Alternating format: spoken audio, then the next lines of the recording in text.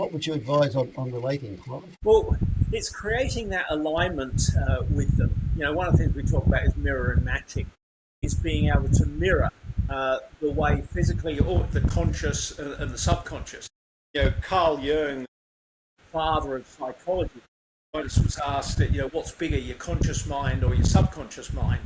And he said, your conscious mind is like a cork bobbing on the subconscious ocean. So there's an awful lot in this.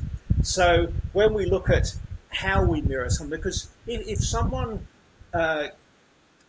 sees you are mirroring them on the subconscious level, they will start to feel comfortable and they'll start to open up to you. So the best way I've found to be able to do that is using behavior styles. Some people call them personality types, to build the rapport. So if someone is very analytical, let's say, they love the detail, they love process, they love structure, so make sure that comes into your conversation. You could have someone totally opposite, expressive, who love the high level, they love the enthusiasm, the passion. You could have someone who's very social, who likes to talk about the more personal things before you bridge into the more business related subjects. Or you could have the driver who wants to get stuck in straight away, very short, sharp, straight to the point type meetings. So using behavior styles, I find, is probably, and I learned behavior styles probably 30 years ago. I started to learn them. If I'd have learnt them before that point, I would have closed more deals than I did. I think it's one of the most valuable things a salesperson needs to know, both internally and externally, to be able to relate to the other people. So for you people, what type of behaviour styles do you tend to use, or what aspects of it? So I know you've written a couple of books on this stuff. What would you recommend? What I'd recommend, I like that four part model. There's many other models, often more complex models like the luminous spark. There's also other models like DISC, for example. I guess whatever the model that you're thinking about, it's a matter of transferring your attention to the customer or to the client, and they will sense that when you're subtly adjusting your style to suit theirs.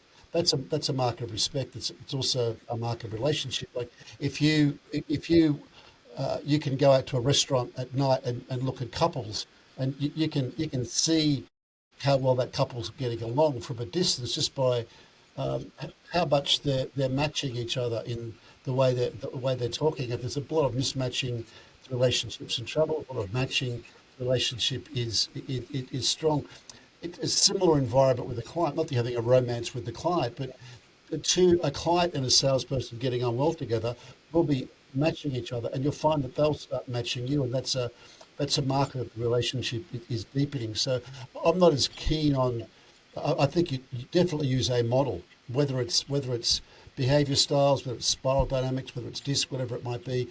We teach behaviour styles in the Secret Sales Coach workshops because we found it's a great model to use, and it's pretty easy to understand and easy to implement, because what we want to do at Secret Sales Coach is make it easier for you to make big sales earlier. That's our goals, and that's the guiding star for everything we do in terms of relating.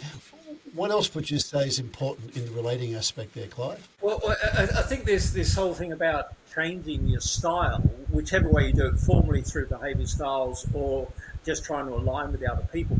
If you don't, I often relate it to going around a golf course with one club. If you keep the same style all the time with everyone else, and it's almost take me or leave me, most of them will leave you. If you do that, you can go around a golf course with one club, but it's a hell of a lot easier if you've got 13 clubs in your bag. So you can change your style, change the club depending on the shot you're playing, whether you're driving off the tee or you're in a bunker trying to chip onto the green. So different styles to be able to, in your kit bag, to be able to use to relate to the other party and relate quickly to the other party. Some of those types of personality types, behaviour styles, you do the course for 2 days, and at the end of it, you barely know what your style is, let alone how to align with someone else's. So one of the Yeah, reasons yeah, I like the CEDA model that's based on spiral dynamics, social, expressive, driver, analytical, is because it's quick. It really just says, is the person more people focused or are they more task focused? Are they more dominant or easygoing? And so if you have something like that, you can relate fairly quickly to the other person. So it's really understanding your style, understanding their style, aligning with their style. So it's not about you, it's about them. So don't expect them to align with you. Try and align with them first.